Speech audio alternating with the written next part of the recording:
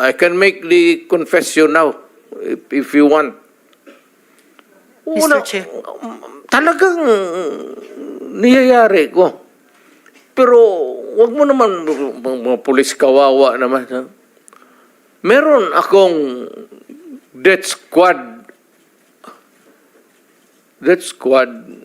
Pero hindi yung mga pulis. Sila rin yung mga gangster. Yung isang Mr. Chair. gangster, utusan ko. Patayin mo yan, kaya kung hindi mo patayin yan, patayin kita ngayon. Bakit mo isakripisyo yan sila? Alam mo, sir, ganito, ha? Mabutit na lang nandito, if you give me time. Ang pulis, sir, kawawa. Hindi mo alam, ito, nandito itong mga... Pag ang pulis na pahilan ng kaso, sir, suspended yan. Wala ng pagkain yan sa...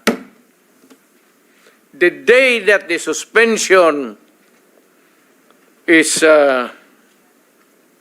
issued, that day, ang pulis wala ng pagkain, ang mga pamilya nila wala ng pera, ang mga bata wala ng pamasahe, hinto lahat. Paralyze ang pamilya ng pulis. Hindi ninyo alam yan. Kaya may kaibigan kayo ng pulis, tanungin ninyo. Yan ang buhay ng pulis. Kaya protektado ko yan sila. Pagka in the fulfillment of duty, sabi ko sa kanila, magpakamatay ako sa inyo.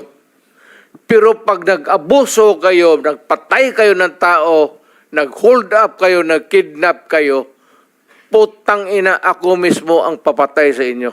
Mr. Chair. Mr. Mr. President, okay, ako muna may tanong.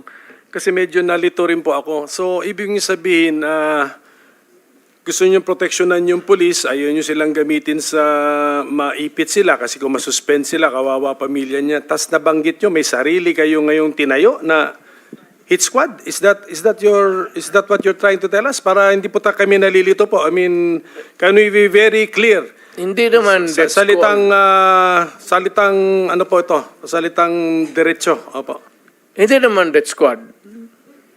Basta alam ng tao sa Davao na nandyan ako at magkamali ka and you commit a heinous crime at walang mapuntahan yung agrabyado, ako yan. And then how do you remedy the situation, Mr. President? Or how did you remedy those situations na nalapitan ka? When I am called for another investigation, sir, sabihin ko, hindi ko man ito drama. Tanungin niyo ako ulit, tapos, well, my experience, 73 years old na ako, sir. So, in a few years, 2-3 years, may sakit na rin ako. Gusto ko iwanan yung lahat para malaman. Thank you, Mr. President. Just one last statement.